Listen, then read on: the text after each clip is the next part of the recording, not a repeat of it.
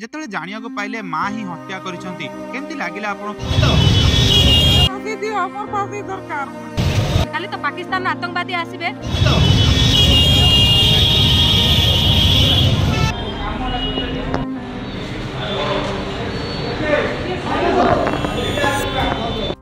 ସାଙ୍ଗ ସାଜିଛି ସାଙ୍ଗର ଶତ୍ରୁ।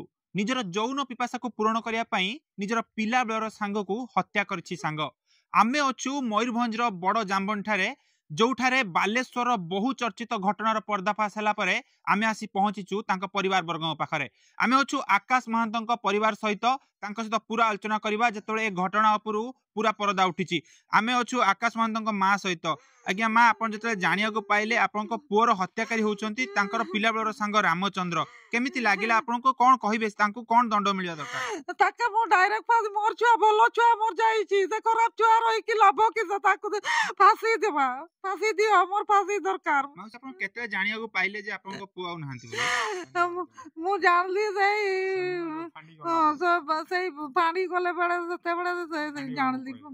ପାଣି ବାବୁ ମତେ କହିଲେ ତମ ପୁଅ ନାହିଁ, ଏଟୋଟି ଚିପିକି ରାମ ମାରି ଦେଇଛି। ମୁଁ କହୁଛି ମୋ ପୁଅ ଏତେ ଭଲ, ମୋ ପୁଅ କାହାରି ଖରାପ କାମ କରେନି।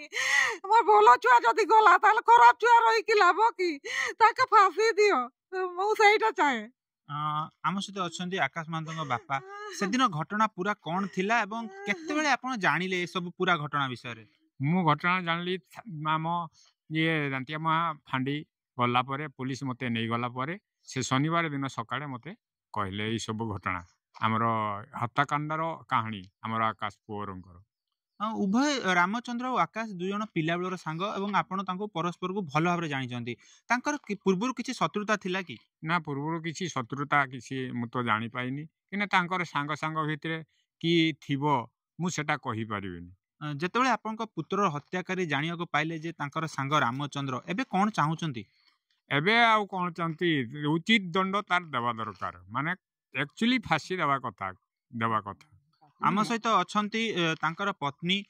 ଯେତେବେଳେ ଜାଣିବାକୁ ପାଇଲେ ଯେ ଦୁଇ ଜଣ ରାମଚନ୍ଦ୍ର ଏବଂ ଏ ଗ୍ରାମର ବହୁ ଜେମାମଣି ସିଂ, ଏ ଦୁଇ ଜଣ କହିଛନ୍ତି ଯେ ତାଙ୍କ ସହିତ ଶାରୀରିକ ସମ୍ପର୍କ ରଖିବାକୁ ଯେତେବେଳେ ସେ ଚେଷ୍ଟା କଲେ ସେତେବେଳେ ସେ ତାଙ୍କୁ ମାରି ଦେଇଥିଲେ। ଏ ଘଟଣାକୁ ଆପଣ କେତେ ଦୂର ସତ ବୋଲି ମାନୁଛନ୍ତି? ପୁରା ମିଛ। ତାଙ୍କୁ ପୁରା ଡେଥ୍ ପରେ ମୋ ସ୍ୱାମୀକୁ ବ୍ଲେମ୍ କରାଯାଉଛି, କାହିଁକି ନା ଥରେ ଗୋଟେ ମଣିଷ ମରିଲା ପରେ ସେ ତାକୁ ଉଠି ଆସି କହିବ ନା ଏଇଟା ହେଇଛି ସେଟା ହେଇଛି, ସେଥିପାଇଁ ଏନାକୁ ପୁରା ବ୍ଲେମ୍ କରୁଛନ୍ତି। ଯଦି ଗୋଟେ କଥା ମୁଁ କହିବି, ସେ ଖାଲି ତାଙ୍କୁ ଫୋର୍ସ କରୁଥିଲା କି କହିଲା କି ମୁଁ ତମ ଶାରୀରିକ ସମ୍ପର୍କ ରଖିଛି, ତାକୁ ମାରିଦେଲେ।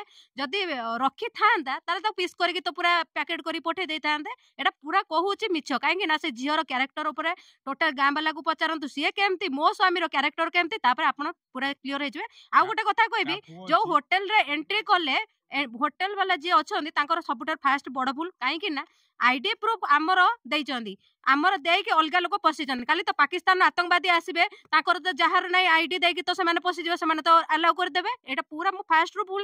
ହୋଟେଲ ବାଲା ଆଲାଉ କଲେ କି ପାଇଁ, ଏତେ ଯାତ୍ରା ହେଲା କି ପାଇଁ, ମୋ ସ୍ୱାମୀ ମଲା କି ପାଇଁ? ଆଉ ଯଦି ମରିଛି ମୁଁ ନ୍ୟାୟ ଚାହୁଁଛି, କାହିଁକିନା ମୋ ସ୍ୱାମୀ 4 ବର୍ଷ ମୋ ସାଙ୍ଗରେ ରହିକି ଆମର ଛୁଆ ନାହିଁ ପିଲା ନାହିଁ, ମୋ ସ୍ୱାମୀକୁ ନେଇକି ମାରିଦେଲା। ଆମେ ସମସ୍ତେ ପଢୁଥିଲେ ଜବ୍ ପାଇଁ, ମୋ ଲାଇଫଟା ବର୍ବାଦ ହେଇଗଲା। ମୁଁ ବି ଚାହୁଁଛି ସିଏ ବି ମରୁ, ତାକୁ ଫାଶୀ ଦିଅ, ତାର ଲାଇଫଟା ବି ବର୍ବାଦ ହେଇଯାଉ, ତାକୁ ସେ ସ୍ତ୍ରୀ ଲୋକ ବି ଫାଶୀ ଦିଅ। ଆକାଶ ମହାନ୍ତଙ୍କ ଭାଉଜ ଅଛନ୍ତି ଆମ ସହିତ। ମ୍ୟାଡ଼ାମ, ଏଇ ଯୋଉ ପୁରା ଘଟଣା ନିଶ୍ଚିତ ଭାବରେ ଆପଣଙ୍କୁ ଦୁଃଖ ଦେଇଥିବ। ଏ ଘଟଣା ପରେ ଆପଣ କ'ଣ ଚାହୁଁଛନ୍ତି? ମୁଁ କ'ଣ ଚାହିଁବି, ମାନେ ଭଲ ଛୁଆ ଗୋଟେକୁ ମାରିଦେଲେ ଡାକି ନେଇକିନା, ଏଇଟା କିନ୍ତୁ ଭଲ କାମ କଲେନି। ମୁଁ ବି ଚାହୁଁଛି ତାକୁ ଫାଶୀ ଦିଆଯାଉ।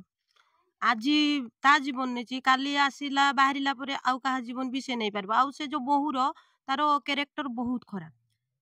ମୁଁ ମୋର ସହଯୋଗୀ କ୍ୟାମେରା ପର୍ସନ ଶରଦକୁ ଦେଖାଇବାକୁ ଚାହିଁବି। ଏଇ ପାଖ ରାସ୍ତା ସେପାଖରେ ହେଉଛି ଅଭିଯୁକ୍ତ ରାମଚନ୍ଦ୍ର ସିଂଙ୍କ ଘର ଏବଂ ରାସ୍ତା ଏପାଖରେ ଆକାଶ ମହନ୍ତଙ୍କର ଘର। ଉଭୟ ଦୁଇ ଜଣ ପିଲାବେଳର ବନ୍ଧୁ ଥିଲେ। ମାତ୍ର ଏପରି ଏକ ଘଟଣା ମୋଡ଼ ନେବ ଯେ ପିଲାବେଳର ସାଙ୍ଗ ହିଁ ହତ୍ୟା କରିବ ତାର ପିଲାବେଳର ସାଙ୍ଗକୁ। ଆମ ସହିତ ଅଛନ୍ତି ସେଇ ଘଟଣାର ଆଉ ଜଣେ ଅଭିଯୁକ୍ତ ଜେମାମଣି ସିଂଙ୍କର ପୁତ୍ର। ତାଙ୍କ ସହିତ ଆଲୋଚନା କରିବା। ଯେତେବେଳେ ଜାଣିବାକୁ ପାଇଲେ ମା ହିଁ ହତ୍ୟା କରିଛନ୍ତି, କେମିତି ଲାଗିଲା ଆପଣଙ୍କୁ ଏବଂ କ'ଣ କହିବେ ମାଙ୍କୁ ନେଇକି? ମୁଁ ତ ଏତିକି କହିବାକୁ ଚାହୁଁଛି କି ତାଙ୍କୁ ଦୁଇ ଜଣଙ୍କୁ ଫାଶୀ ଦିଆଯାଉ।